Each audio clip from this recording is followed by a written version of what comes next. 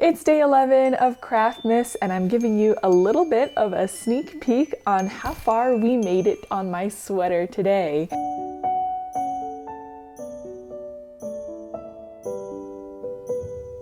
This is potentially the fastest I've ever knit such a complicated sweater pattern with color work and everything, but it has still been really, really fun. Last I left you, I had just started working on the sleeves, so why don't we go back in time a little bit to when I was still working on the sleeves and I had the rest of the sweater to finish.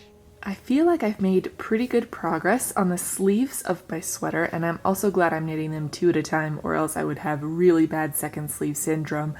I just have about 2.5 more inches to go on these until I start shaping for the sleeve cap, but I just wanted to point out one thing here on this sweater. Now, I am trying to knit it as close as possible to the pattern as written, and even then I made a mistake, although it's absolutely fine, and looking at the original vintage version, it makes me feel that much better that mistakes are okay, right, Nutella? In the original vintage sweater, the knitter had left out the red triangles at the bottom of the main body on the front of the sweater, and I was thinking, maybe they didn't like the design, or another theory was they didn't have the red yarn at the time, and the newest theory, which is maybe the knitter just forgot or misread the chart. And guess what? I knew exactly what the chart was supposed to be, and I just forgot to add the red triangles at the bottom of the sleeves. I could go back and fix it, I could go back and duplicate stitch it, but to be honest, I kind of love that I have a similar hiccup kind of in my sweater. I am knitting the white kind of snowflake dot pattern on the sleeves, so it is taking a little bit longer, and you can see kind of this mess of yarns as I'm knitting the sleeves. It's a little annoying. Every few rows I go and I untangle all of my yarns, so if you have any better ideas on yarn ball management when you are knitting color work on 2 sleeves at the same time, please let me know, because that part does slow me down as well. But I do think that I'll maybe be able to finish the sleeves today. So the next thing is I have 2 more repeats of the white bit of the pattern, I think, until I make it the length that I want it to be, and then I will start shaping for the sleeve caps.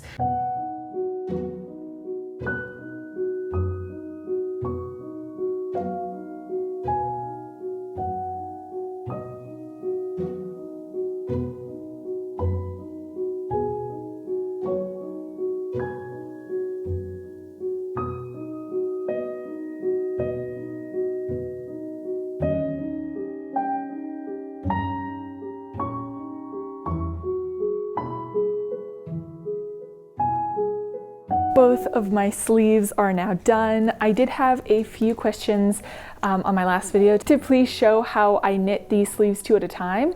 I do knit these flat, and I knit them on the same needle, so I do 1 row of one sleeve and then the same row of the second sleeve. If I were doing these in a round, I would probably be using double pointed needles, and I would just do very similar things, except I'd have 2 of them going at the same time, and I do 1 round on one row, 1 set of needles, and 1 round on the other, and then that way it feels a little bit slower in the moment, but when I cast off, I'm done with both at the same time, which just feels so much better. I'm also really glad that I tried out a few of the new techniques to weave in the ends as I go. The one that won out for me was on the times where I need to carry the yarn back to remember to wrap it and kind of catch the float and just make it one long float across the work. And that worked very, very well for me. So I'm really happy with that. And at this point, the next step is for me to sew up the side seam of the front and back that I've already knit, sew up the bottom seam of the sleeves, and then set the sleeves into my sweater. And after all of that sewing is done, I can knit the turtleneck and weave in all of my remaining ends. You might notice it's quite a bit darker. I forgot today is the winter solstice. It is the shortest day of the year. So it's December 21st as I'm working on this. So happy belated winter solstice for when you see this. I'm probably not gonna get to it tonight just because I wanna do a lot of just sewing up things, but I will get to some more of your questions about the vintage sweater tomorrow, including potentially trying to identify what fibers this is made out of. I'm pretty sure it's wool, but I'm gonna see if we can identify it tomorrow. All right, let's get to some sewing, I guess.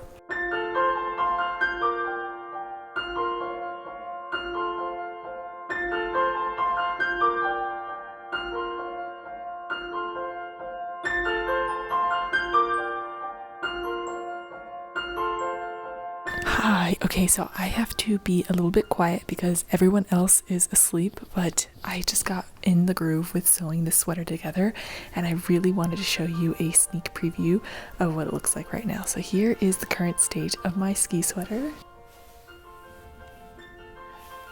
Okay, that was a little difficult to show, but I am so excited with how it looks. I'm a little unhappy with what I decided to do with the front armhole. It's definitely way too long. I'll think about what to do in the morning because it's really late, but I'm then going to finish up the turtleneck and I will hopefully show you the final result tomorrow. I'm super excited.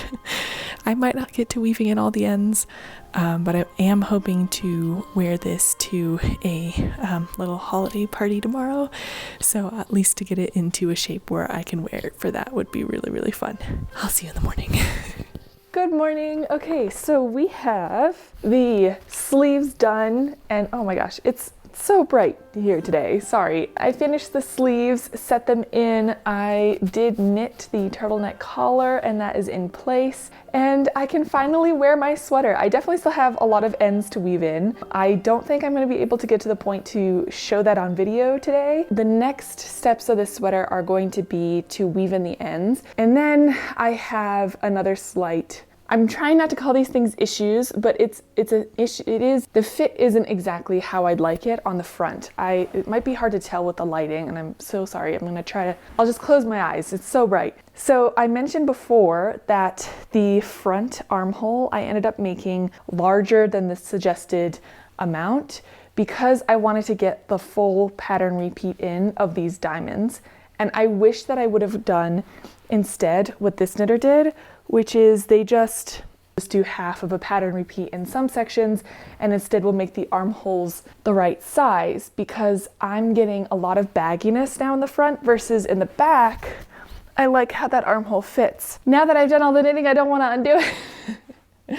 So instead, what I might think about doing is after I've blocked it and we've woven in all the ends, is actually taking a dart out in the bust/arm area. I have sewn and cut previous knitting work of mine and 1940s bathing suit bottoms just really didn't fit me well, so I altered those and that does work well. One of the reasons why that happened though is like why this issue happened is because my gauge is different from what the pattern gauge is, and that's something that I didn't talk about with the vintage sweater last time either, is what is that knitter's gauge versus the gauge stated in the pattern. So let me tell you really quickly. Their gauge is 5 stitches an inch versus 11 stated in the pattern, 5 rows an inch. So like 5.5 to 6 rows an inch versus the 7 stated in the pattern, which means that when you follow the pattern exactly for this color work bit in the front, you're going to end up with a larger armhole. The reason I didn't in the back is it just says do the repeat until it measures 7 inches or whatever the armhole size was. So I didn't knit to the repeat count, I knit to the size that it suggested, which obviously I guess because of my gauge would be less, right? But when you knit exactly to what the chart says, it assumes that you're hitting 7 stitches, 7 rows an inch, so the armhole measurement will match what they want you to do for the back, but mine doesn't. So that's another way we're off. Speaking of the vintage sweater, I looked at some of your comments from my last video on what else you'd like to know, and I think what came up most frequently, or one that I thought was pretty interesting too, is what type of yarn is it? What's the yarn fiber? From its feel, from its touch, I would say that it's wool. It's definitely not a definitive measurement just because I felt it. I will say that over the last few months, I have been browsing a lot of thrift stores looking for cashmere, wool, and Angora fibers. So literally, I will just walk in and touch all of the sweaters and compare it to what the label says is in there. So I have, because I have an unraveling and reknitting project that I have in mind for the future. So I do have a little bit of training of my hands and like my feel for fiber, but that's not very conclusive, right? So another thing that you can do is a burn test where you scorch or burn some of the fiber and based off of the residue that you get after burning, you can determine what the fiber content is. And to be honest, I don't really trust myself with open flame and a vintage piece. Maybe sometime, but I don't really want to even sacrifice like a potential tail because I really don't want to ruin mine. However, I am very lucky. I'm currently at home, like I said last time, and my mom is a biology professor, which means that we have a very nice microscope that I have had access to, which is super fun.